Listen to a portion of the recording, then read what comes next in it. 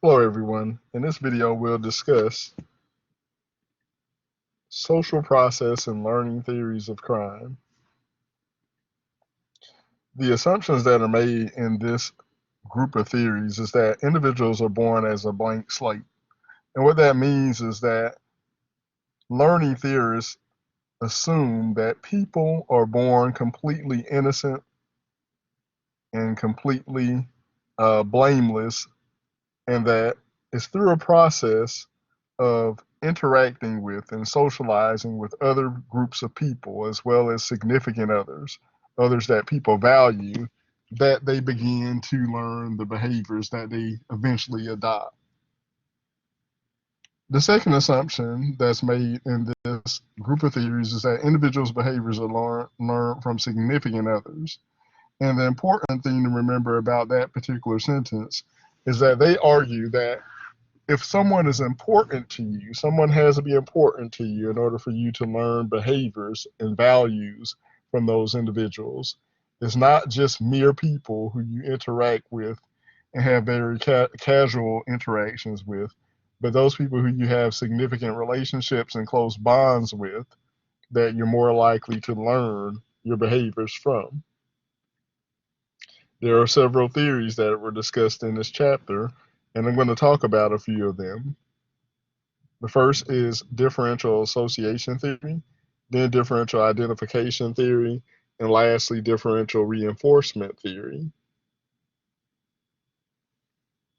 All of these theories assume that individuals learn why and how to commit crime through a process of socialization. Essentially, people learn why and how to commit crime through interacting with others and socializing with others who they deem to be significant. One of the most core learning theories is Edward Sutherland's differential association theory. His theory departed from other core criminological theories by creating and popularizing the idea that criminal behavior is a result of something abnormal. He argued that criminal behavior is learned in the same manner as any other behavior. Criminal behavior is learned just like how you learn how to ride a bike or how to tie your shoes. And because of that, any person could learn criminal behavior. Learning occurs in a social interaction with others, not through reading or the media. And this is an important distinction that was made in differential association theory. He's essentially arguing here that in order to learn behaviors, you must interact face to face with other individuals. You can't learn behaviors from video games, can't learn behaviors through the media or through reading, according to Edward Sutherland's differential association theory. Again, learning has to occur through interactions with significant people. And so Edwin Sutherland argued that when a person has exposure to other people who have delinquent value systems or value systems that promote delinquent or criminal behavior, that he called definitions, and definitions was just a term that meant values. When a person is exposed to a person frequently who has a value system that promotes criminal behavior, then that person is likely to adopt that value system themselves and then to also begin to act out on that value system, engaging in criminal behavior themselves. Then there was Glaser. Glaser created what's called the differential identification theory. And this theory argued that Edwin Sutherland was correct, that people do learn behaviors and criminal behaviors and adopt delinquent value systems from others. However, he departed from Sutherland by making the argument that a person does not necessarily have to have face to face interactions with those people in order to adopt their delinquent value systems and behaviors. He argued that one could learn through distance reference groups. So, for example, a person could learn delinquent attitudes, behaviors, values, etc., from sports heroes, movie stars, fictional characters, and the like. This would include a person learning from playing violent video games, a person learning from identifying with a fictional made up character on a television program or movie. The key concept in the differential identification theory is personal identification with the character or person. According to Glaser, all it takes is for a person to identify in some way personally and to see some level of connection with this fictional character or this sports hero or movie star for that person to then begin to adopt the value systems and behaviors of the characters that they are witnessing and observing.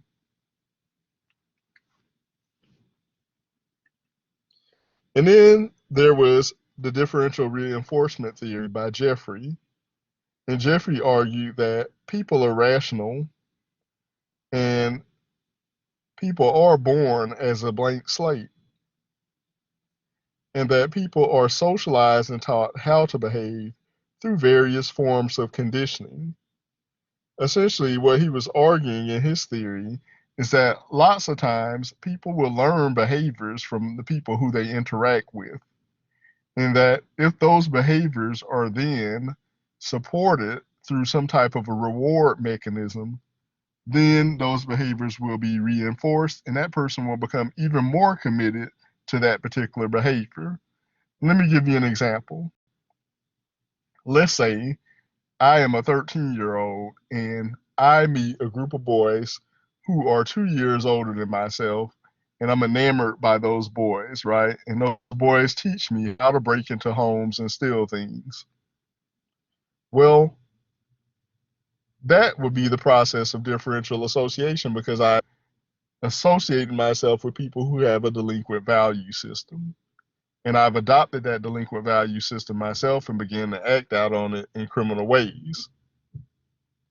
But according to Jeffrey, what would happen is that if after breaking into those homes,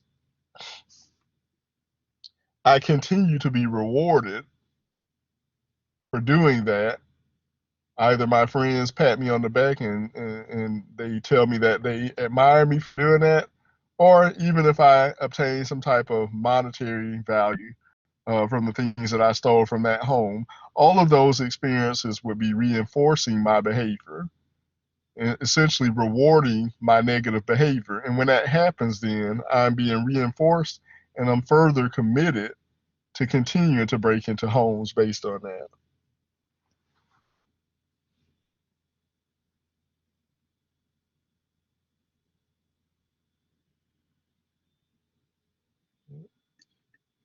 So those were your learning theories that were discussed in this chapter.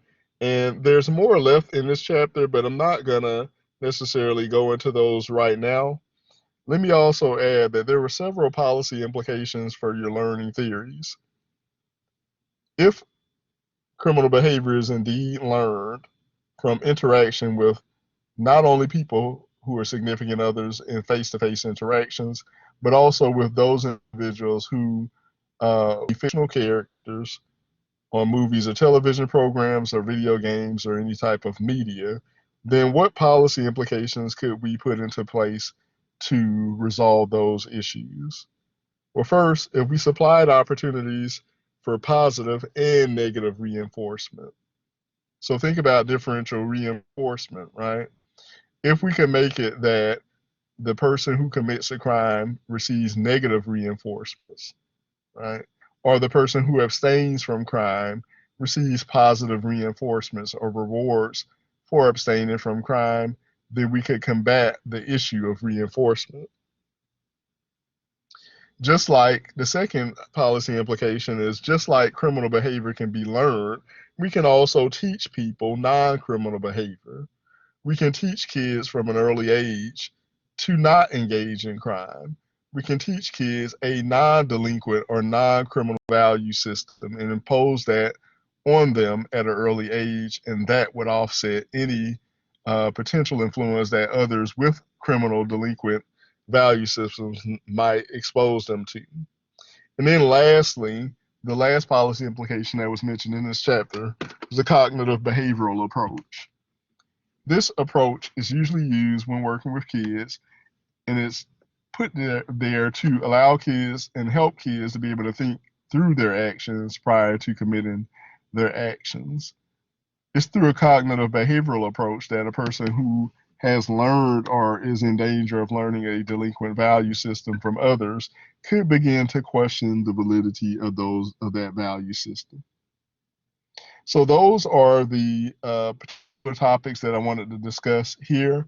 There were other theories that were discussed in this chapter, but for this week, I wanted to isolate the learning theories, and then at a later date, we'll come back and talk more about the control theories that were mentioned in this chapter.